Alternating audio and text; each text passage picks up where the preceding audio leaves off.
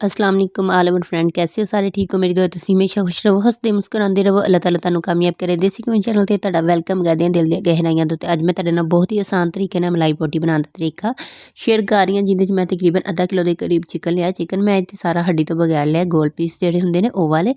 ते इहदे विच सिर्फ असीं ज़्यादा चीज़ां नहीं पावांगे। इत्थे मैं हाफ टेबल स्पून इहदे विच काली मिर्च दा पाउडर पाया ते हाफ टेबल स्पून ही नमक पावांगे।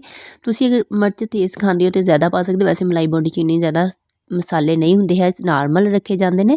तो अगर तुम ज़्यादा खाना चाह रहे हो तो ज़्यादा पा लिया। जिंदे हाफ टेबल स्पून मैं नमक पाया, हाफ टेबल स्पून काली मिर्च का पाउडर पाया, तो अद्धा डब्बा मैं इत्थे क्रीम का पाया, जिहड़ा इत्थे हर मार्केट चो ईजीली मिल जाता। 200 का 150 का, मैनूं तो कन्फर्म भी नहीं है किन्ने का मिलता, वैसे मार्केट चो बहुत ही सस्ता जिहा करके मिल जाता है। तो तुसीं ये लिया के डब्बा तीन मिक्स करके चंगी तरह रख सकते हो। तुसीं जदों भी मलाई बोटी बनानी है तो तुसीं अगर चाहते हो कि इहदा बहुत ही वधिया फ्लेवर आवे, तो फिर तुसीं इहनूं घੱਟ ਤੋਂ ਘੱਟ भी 12 घंटे वाली मसाला ला के रखना। 12 घंटे अगर मसाला लगा रहेगा इनू, तो बहुत ही मज़ेदार तो बहुत ही वधिया करके बनेगा। इंज लगेगा जिस तरह तुसीं देसी घी च बनाया, बहुत ही मज़े का इहदा टेस्ट बनता है। अगर तुसीं इनू पूरी रात मसाला ला के रख दवो तो उस तो बाद तुसीं इनू बनाओ तो बहुत ही ईजी तरीके नाल बन जाता है। इस तरीके नाल तुसीं इनू बना सकते हो।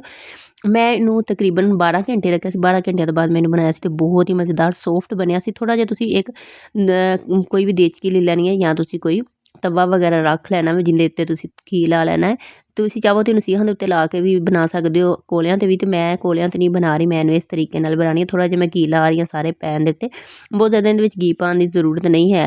थोड़ा जिहा तुसीं ला के सारे पीस तुसीं इहदे उत्ते रख के तकरीबन 5 मिनट लई उत्तों किसी चीज़ नाल कवर कर देने, तां कि थोड़ा जिहा गल जाए। उस तो बाद तुसीं इहदा अगर इनू कलरफुल करना चाह रहे हो, फिर तुसीं इहदे नाल इहदियां साइडां चेंज कर लैणियां। उस तो बाद तुसीं इनू गार्निश कर लेना वे, अपनी प्लेट च पा लेना। बहुत ही वधिया तरीके नाल बन जाएगा, जिस कि तुसीं वीडियो च वेखदे पे हो। अगर तुसीं इनू कलरफुल करना चाहते हो तो साइडां तो थोड़ा जिहा तुसीं इनू सीहां ते ला के सेक सकदे हो, या उस पैन दे उत्ते तुसीं इहदियां साइडां बदल के थोड़ा थोड़ा कलरफुल कर सकदे हो। बहुत ही ईजी तरीके नाल तुसीं मलाई बोटी बना सकदे हो, जिस तरह तुसीं वीडियो च वेखदे पे हो। बहुत ईजी तरीके नाल, ते इस तरह तुसीं डेकोरेट करिया जे, बहुत ही वधिया बन जाएगा। इत्थे मैं दही दा रायता लिया सी, थोड़ा जिहा नमक पा लिया सी।